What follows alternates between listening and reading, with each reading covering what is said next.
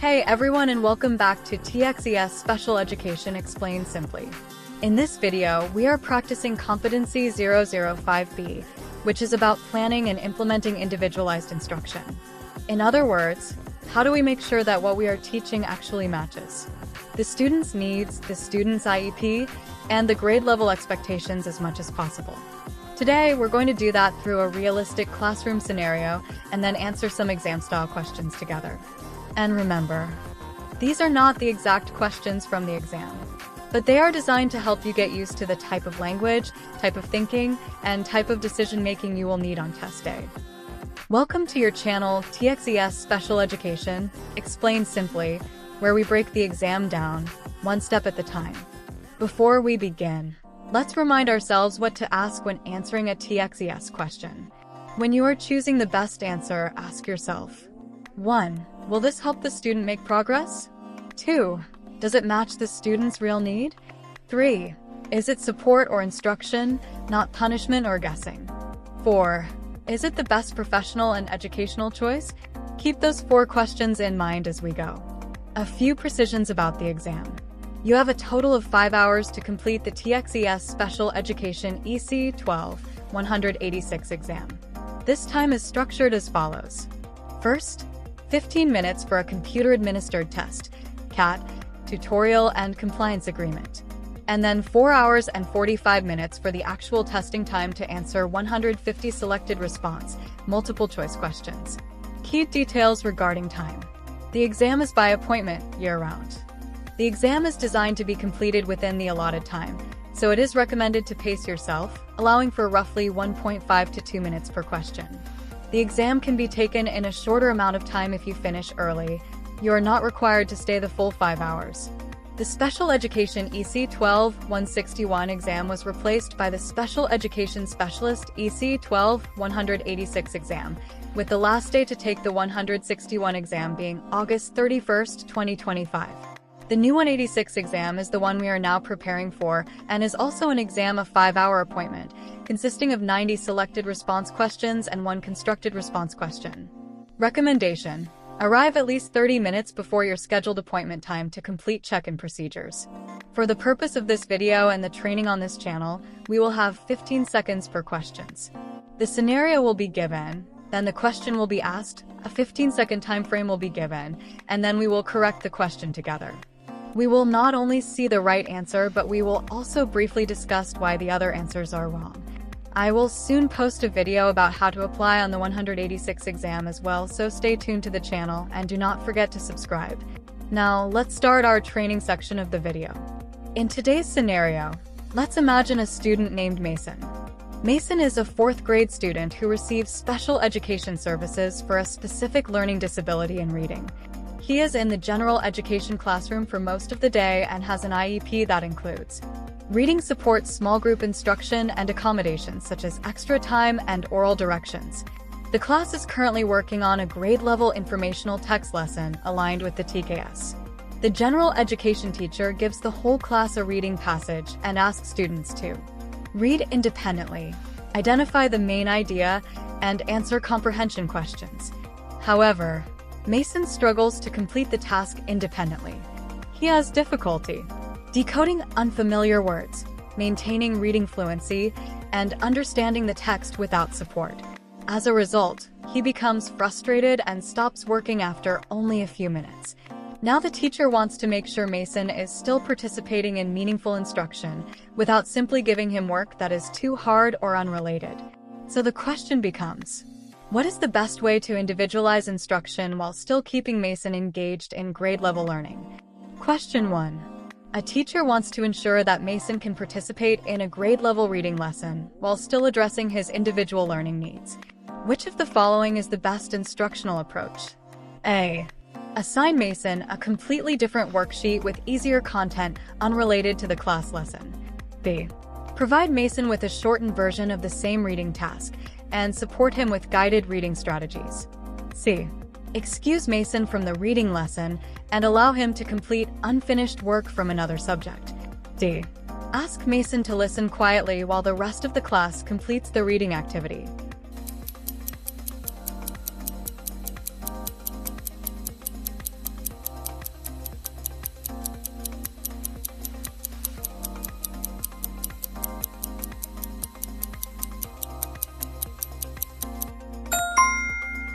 time to answer.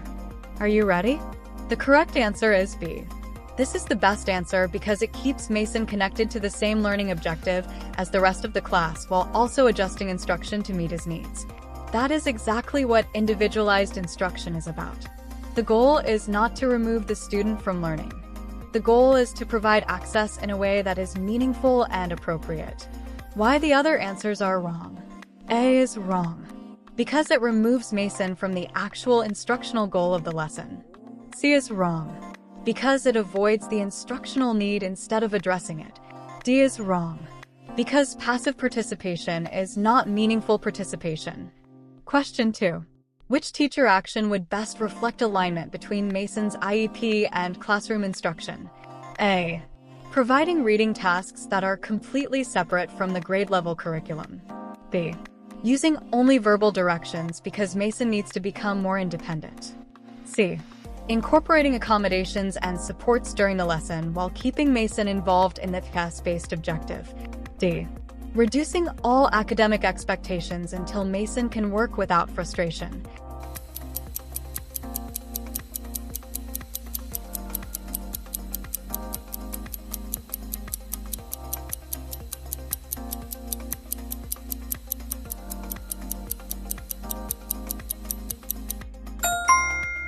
Correct answer.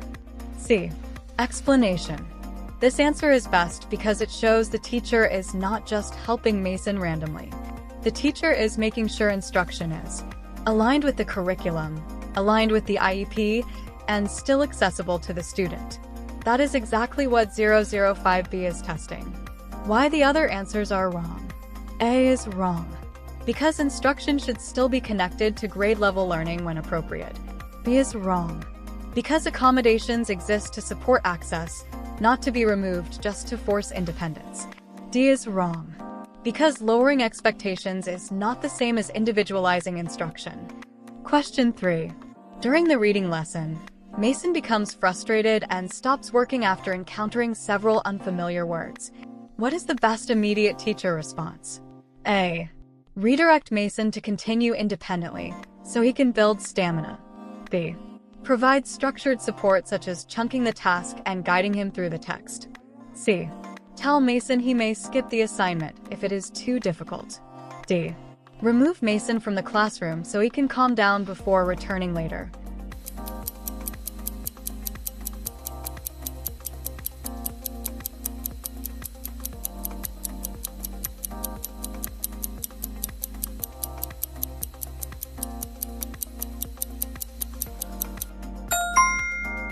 Correct answer. B. Explanation. This is the best response because it addresses the student's learning need in the moment through instruction and support. The teacher is not punishing, avoiding, or abandoning the task. Instead, the teacher is helping the student access it more effectively. That is exactly what the exam likes to see. Support. Strategy. Instructional response. Why the other answers are wrong? A is wrong because it ignores the need for support. C is wrong because it removes the learning opportunity. D is wrong because it treats the academic struggle as a behavior problem instead of an instructional need. Question 4. Which of the following best demonstrates individualized instruction for a student like Mason? A. Giving him fewer assignments in every subject regardless of the objective. B. Providing supports, accommodations, and instructional adjustments based on his specific needs and IEP goals. C. Allowing him to complete only activities he enjoys most. D. Replacing all classroom instruction with one-on-one tutoring.